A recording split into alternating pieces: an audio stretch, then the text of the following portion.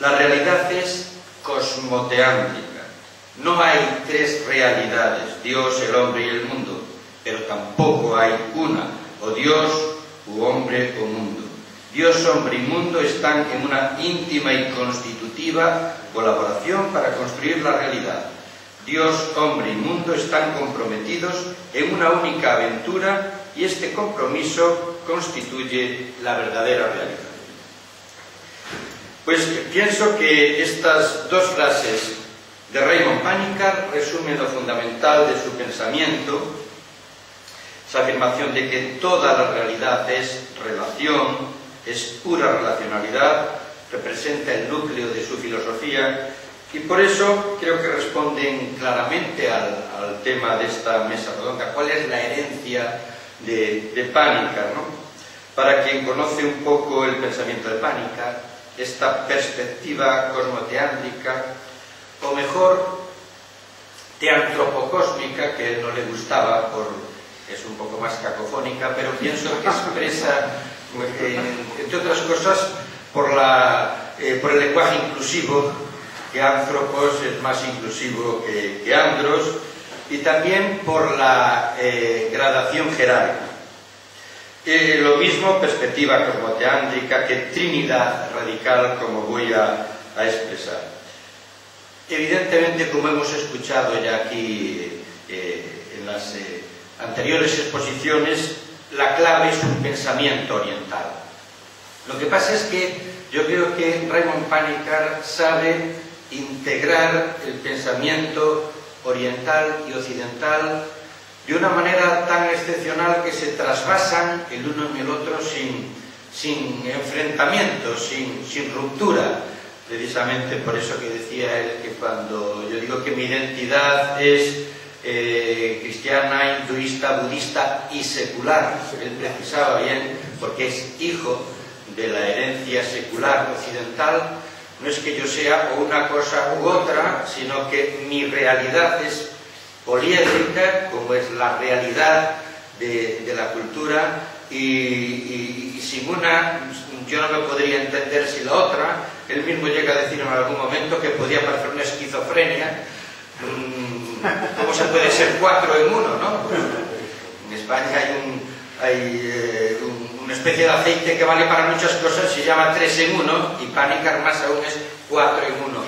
Sin embargo, él dice, yo me he experimentado así, y el proceso de mi vida no ha sido la escisión, sino la conjunción, esto es lo que he buscado, y cuando yo creo que lo refleja bien en sus escritos, pero cuando uno ha tenido la ocasión, la suerte, la gracia de conocerlo, veía que era cualquier cosa menos un esquizofrénico, un loco, un psicópata, todo lo contrario, era la expresión de la armonía que él buscaba, ¿no?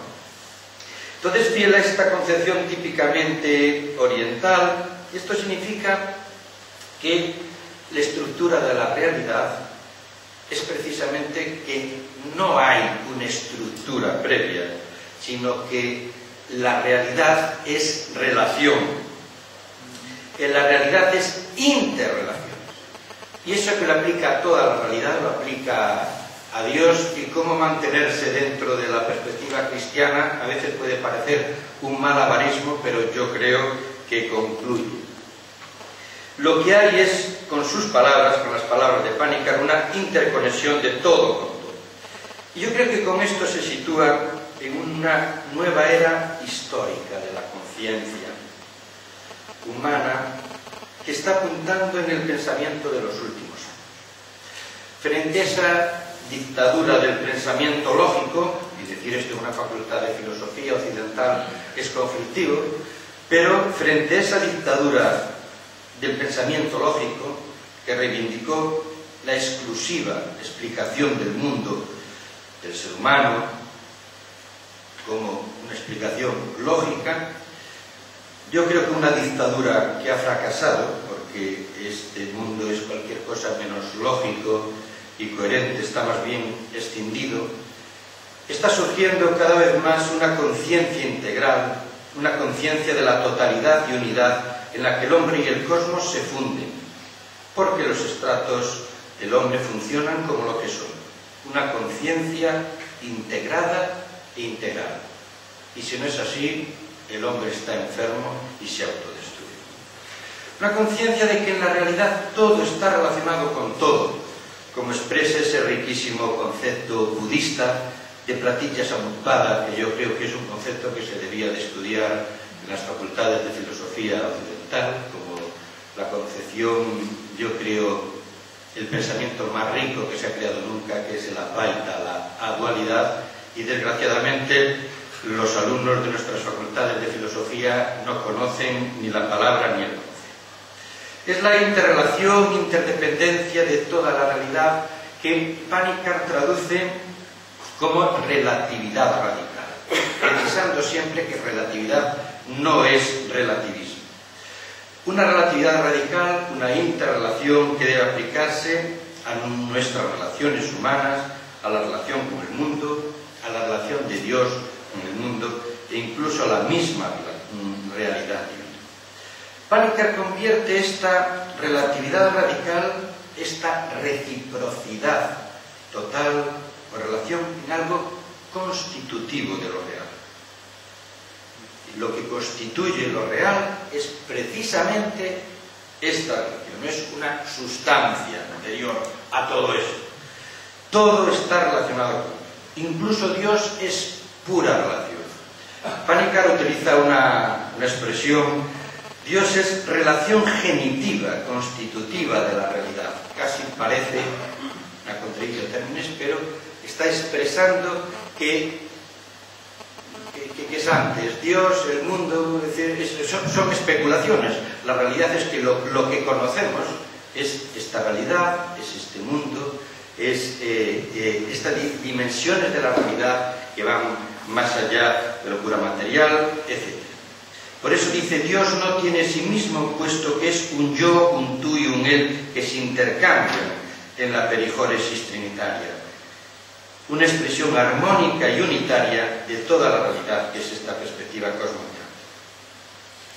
La perspectiva cosmoteánica o teantropocósmica es pues la estructura de la realidad, el conocimiento indiviso de la totalidad, con palabras de y por eso no podemos vivir por más tiempo en compartimientos estancos, en aislamientos que dejan de ser espléndidos para convertirse en miserables, como dice Panikkar, ¿no?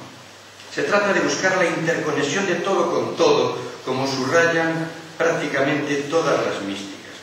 A Panikkar le gustaba particularmente, y a mí me ha resultado particularmente significativo encontrar esta interpretación, una expresión evangélica que habitualmente ha pasado inadvertida. Coligite quae superaverum fragmenta neperea.